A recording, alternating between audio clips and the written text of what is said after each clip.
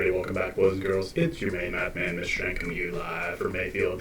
In this video, we're picking up where we left off on that Unit 1 study guide, and we're working on page number 2 now. So make sure you are seeing how these are working. So for page number 2, it's on number 8, and it says which has a value between -2 and -3.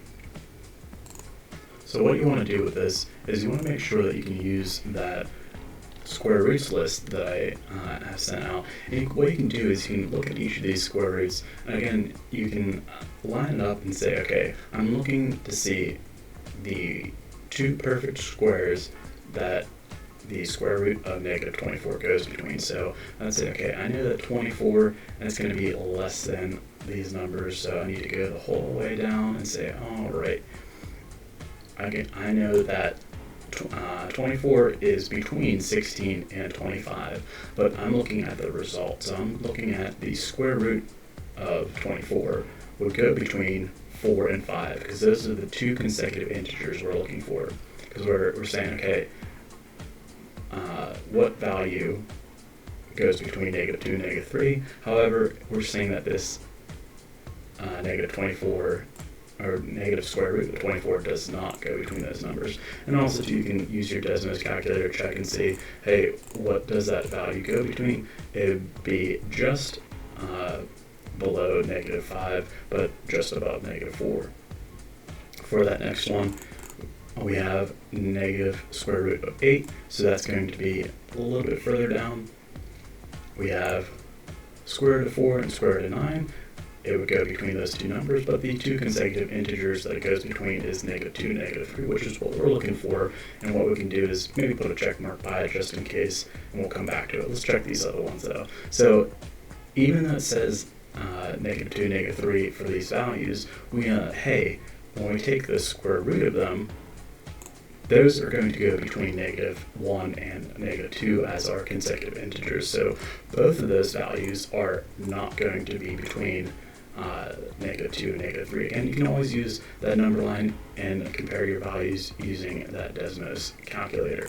So again, if you want to say negative square root of 3, it would be about -1.73. Or if you want to say negative square root of 2, it would be the same thing, kind of in between -1 and -2. So again, for that one, we're going to say the negative square root of 8 falls between -2 and -3. For the next one, it says place the negative square root of 23 where it belongs on a number line. And so it gives you that number line there. What I kind of did was stretch out so that way I had enough space. And what you can also do is you can say, okay, these are the consecutive integers that we have on the number line, but now what would it look like if we would have those perfect squares that go underneath those values? Meaning, when we take the square root of 25, it would be 5. When we take the negative square root of 16, it would be -4. So you can, this helps you kind of line up and see what we need. So let's go ahead and find out, all right, what would be the negative square root of 23? Well, it's going to be, again, about that -4.79, and so let's kind of find out where that would go between this. So that's going to go right between -4 and -5. Again, we kind of want to get an accurate estimation, and so again, what's right smack dab in the middle of those two numbers is going to be -4.5. So it's going to be to the left of it or to the right. Well, we know it's going to be further to the left because it's more negative, and so we're going to say it's going to be about that far down. Again, it doesn't have to be perfect, but we want to at least, get it between these two consecutive integers. For number 10, it says what is the negative square root of 24? Real simple. Again, just use that Desmos calculator for yourself. Again, since it's asking for just the negative square root, you're going to have only one answer. So again, you're only going to say -18 for this. If it was asking what are the square roots, meaning plural, you would have to say multiple or 2 roots. So again, notice how it is saying just negative square root for this one. So you're just going to give -18 as your answer. For number 11, it says which pair of numbers are both between 6 and 7. So make sure you're highlighting, underlining, circling. Again, it says both between, so it has to be above 6 and below 7. So make sure you are evaluating these carefully. Again, you can use that square root list that I gave you, or if you want to, you can find those decimal values. You can also list some perfect squares that go along with it, or those integers as well. So you have multiple options for this.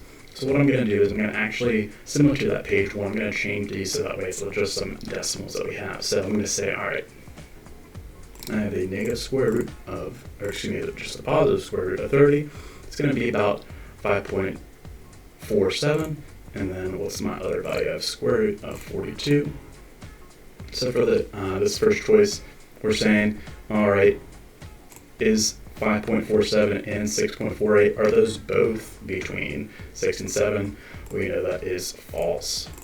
How about for the next one, square root of 36 and the square root of 49?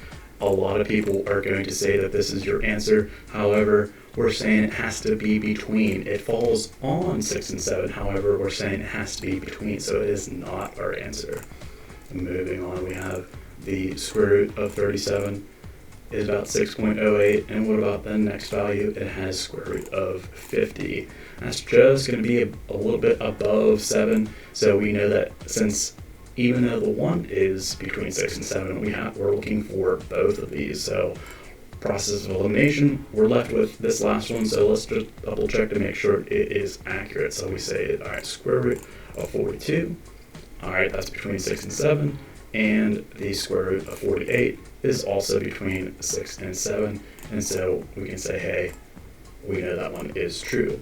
Another way you could do this is like this. You can say, let me list some of them. So if we would say, okay, it's looking for values between 6 and 7. So we know that the square root of 36 is 6. So it has to be any value above that. So I could say square root of 37. I could say the square root of 38.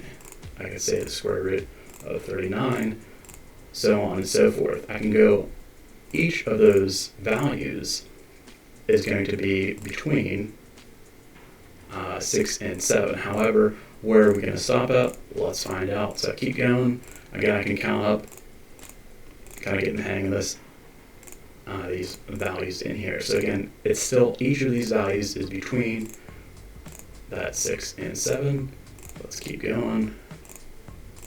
Getting real close, because we know we have to stop at 49 because that is 7. So again, if you said the square root of 49, we know that we can't include that, so we would say, okay, any of these values that we have here, again, see how these are all values that are between 6 and 7. Again, always look at the result that is that full decimal value. Moving on to number 12, it says what two consecutive integers does negative 50 fall between? Again, you can use the decimal calculator, get that decimal value, or you can use this wonderful setup that I've had before. Again, have those two perfect squares. So let's have and find where does the square root of 50 fall between. I need the other set of square roots. So let me get that real quick. Copy and paste. And bada bing, bada boom. All right, let's find out. So I'm looking for I'm first looking for the two perfect squares where 50 falls between. So let's find where that would go. So I have to go the whole way up. All right, so now I have what I'm looking for on that left. I'm looking for, okay, where is 50 at? Well, it's going to be between 49 and 64. Again, these two are perfect squares. However, on the right side, it has those two consecutive integers. Again, those are the values that are back to back. And so it's going to say that the two consecutive integers are -7 and -8. So again, you can also check seeing that decimal calculator. So you'd say negative square root of 50. It's going to be between -7 and -8. For number 13, kind of getting into that real number system again, recapping all this stuff, it says which of the following does not contain the number 24. So let's kind of identify what subsets of the real number system that 24 would go in between. Well, again, I can say, okay, right off the bat, do I have rational or irrational? We know it is rational. Is it an integer? You better believe it's on the number line. Is it a whole number? It's positive, so yes, we know it's a whole number.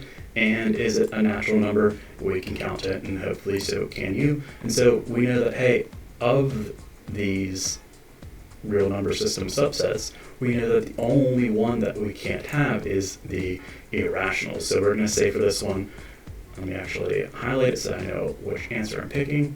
I'm going to say that, okay, for this one, I'm saying that the irrationals does not contain 24. And the last one for this video, we're going to say for number 14, which of the following is not a rational number? And so to kind of remind ourselves what that means, we're saying not rational, so we're saying the ones that are irrational, meaning not the form of a ratio. And what does that look like? Well, again, the decimal form must not do both of these things. So it must not end and it must not repeat. So it has to do both of these things. And so, okay, looking at these choices, we're going to look at, okay, that first one, that decimal does end, so it is rational, which is what we're not looking for. So again, maybe, hey, I'm getting a little confused on this. I need to say for myself, I'm looking for an irrational number. So what you can do is you can say, hey, what I'm looking for, let me go background, I'm looking for an irrational, which of the following is an irrational number. Again, you can kind of change these questions around so that way it's a little bit easier to read. Either way, it's still the same thing. So what about the next one? Next choice is 0 irrational. We know it is a whole number, so it has to be rational. Again, if it was a decimal, that decimal ends. What about that next one, square root? A lot of people, when I see a square root, I know it's irrational, but that's not always the case. So let's always look at that result. So I know that square root of 16 is 4, and we can count to 4, so therefore it is rational, which is not what we're looking for.